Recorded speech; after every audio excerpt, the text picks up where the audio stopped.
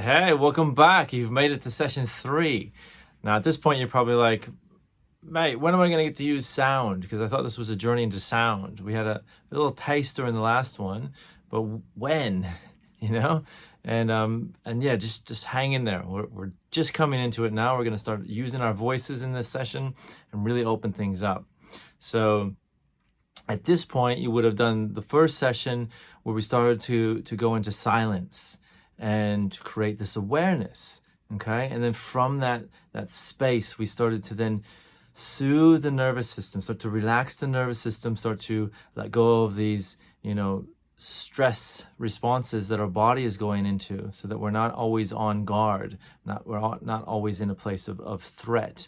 And I haven't mentioned this yet, but that is critical because the nervous system and the firing of the nervous system then elicits the responses in our biology to create the emotional state that we're in and the thoughts that we think. So it actually creates our ability to perceive reality from that foundational component of the nervous system, which ultimately then allows us then from our perception to make the choices and take the actions or the behavior that we have in our lives that ultimately create our lives. So we're looking right at the core of what's going on. If we start to soothe and satiate that nervous system, relax it, de-stress it, then our perception starts to open, as well as then our choices and our actions become more aligned and harmonious to create a more harmonious life. So that's at the basis of it all, right? And like I said, I'll pull that apart in more detail in the Love Your Vibe course and the Resounding Heart and the retreats and all that, the deeper work.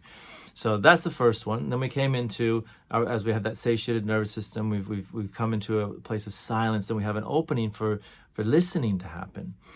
And now with that listening, we're mainly listening to the breath and with the heart and the more subtle sounds within us instead of all the noise outside of us. And again, we're pulling ourselves back, starting to find that rhythm of life within us that's thriving, that's in harmony with the source of life. That's the essence of life, and the breath and the heartbeat.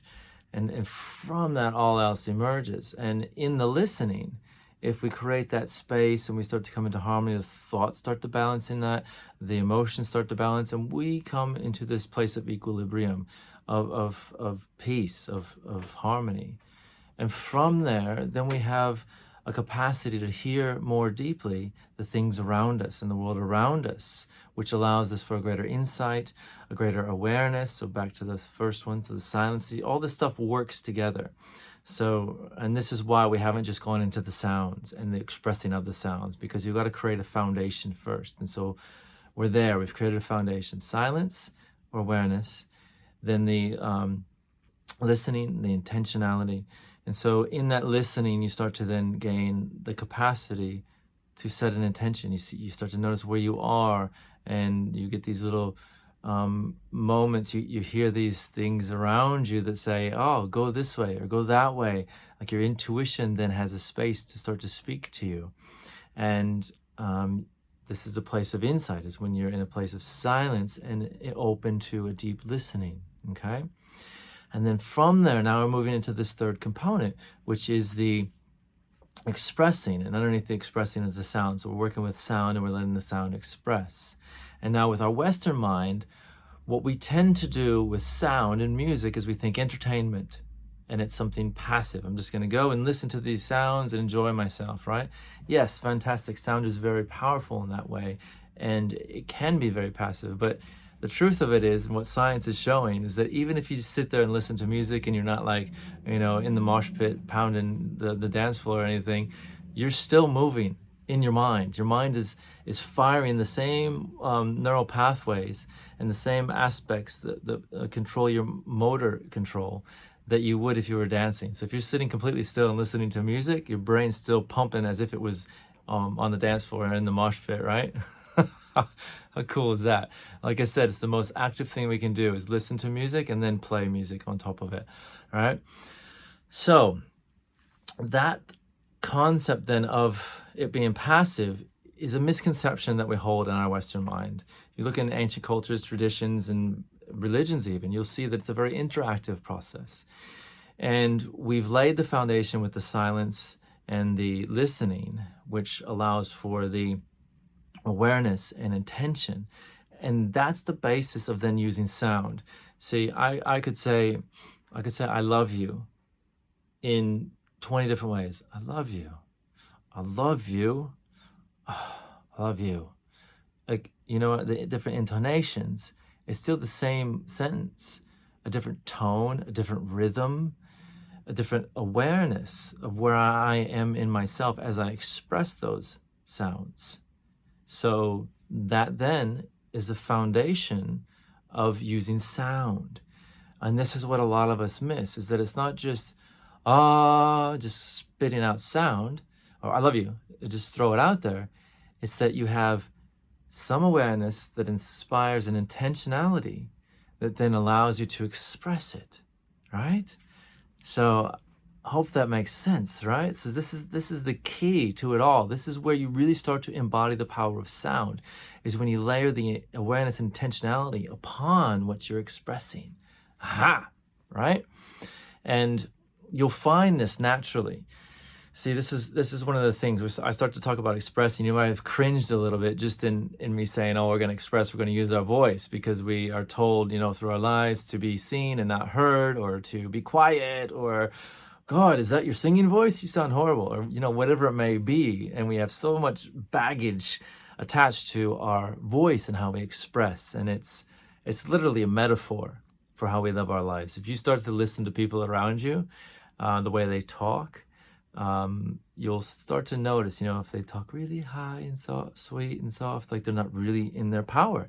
If they're like really low and monotone and then they're not really in their hearts. You know, it's like, there's so much you can learn by listening to somebody speak even, let alone tone. And the thing about the voice is that it's an extension of the breath. So if breath is life coming into us, and then the breath moving through the lips, the vocal cords, the mouth, the lips, the tongue, over the tongue, out with an intentionality, then that is life expressing out of us. How cool is that? So with that, this is a gift. This is the life that's wanting to come out of us. And it's a natural thing in that, you know, if we're tired, we're exhausted, we sigh, right? We go, right? And if you just expand that sigh, it becomes an ah. And you might hear that and that then is toning. Right? An extension of the sigh becomes an which is the tone, with an intentionality of tired, and let's release the tiredness or the stress or whatever is there. Same thing on the other end of the spectrum. You hit your hand with a hammer, boom, right? You might swear, use, you know, again, intentionality is pain. Release the pain through the voice. You get it out. Or joy. Yes, I just won the lottery, right? Woo! Excitement, and it comes out through the voice. So we naturally do this. And in that is the power that we embody, or that sound embodies. And when we embrace that power and start to use it consciously, then we start to become empowered in our lives. Boom, there you go. So that's the core of it. Now, as we get into this is where we're going to use our voice, right? Hopefully all that just allows you to let go of some of your fears, because it's not really singing. It doesn't matter how you sound.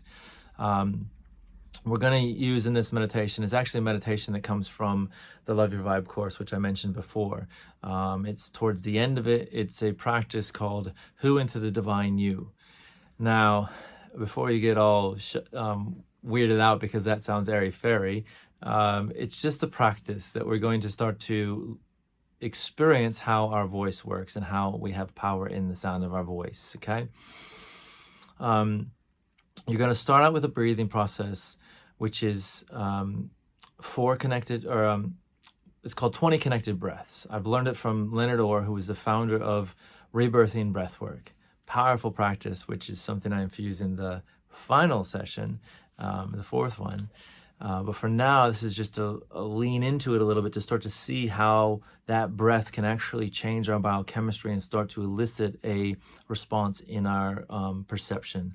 So it's an activation. So 20 connected breaths. I'll explain it to you because in the meditation, we just drop into it, right?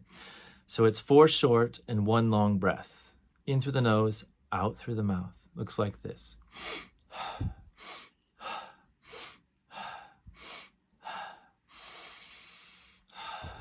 See, 4 short, 1 long. You do, that's 5. That's 1 set. You do 4 of those sets and you get 20 breaths, 20 connected breaths, all right? So you'll do that at the beginning of the meditation. It'll be guided. Just listen to it and follow along. Then you go into the toning, which is and you keep repeating that. Now, the intentionality, if you want to add that for this meditation, is to connect to the divine or source. If you're like, oh, that's a bit weird, just have the intention to experience the power of sound, all right? Or to relax, let's just say that. And it doesn't matter the word that you use. You could be going, dog, or Bob. It's not that important, because the awareness and the intention is the important. It's the juice behind the sound. So if dog to you had an intention of connecting to source, then it would be the same thing as if who to you has the connection to connect to source, has the intention to connect to source. Make sense? Yeah. And then the other thing that's not important is the pitch or the frequency. Every sound is sacred. Don't let anybody fool you into a certain frequency being the sacred sound and the healing sound, because if that was the case, then if we were doing any healing work, we would all express the same tone and we'd click right into that and like, oh, that guy's healing because he's doing that same frequency. It's like, no, I've done this long enough and worked with enough people to know that it's not the frequency. I've played all different frequencies at different moments depending on the intentionality and the awareness that I have of the client or the group of people in front of me. And they've had incredible benefits. Doesn't matter. It's the intentionality and the awareness that matters. Okay? So dive into it. Let yourself express. Let your voice open. You probably want to have a safe space where you're not going to be discouraged to allow the voice to express. Like in the middle of Kohl's or Woolies, probably not the best place to do it. Everyone's going to turn their head and be like, what's that weirdo doing? He's just hooing or whatever, dogging. Yeah, right. So let go. If it's in the car, if it's in the shower, if it's, in the middle of the bush somewhere where you're not worried about how you sound, find that place and really give yourself this opportunity to dive deep into this expression. All right. And then we'll come back into the 4th session. We're going to bring it all together. And this is the most powerful practice that I have worked with in the entire time that I've worked with sound and healing. So I look forward to sharing that with you after this one. So dive this, a couple days with this, a few days with this, and we'll come back for the next video. All right. Love your vibe. See you soon.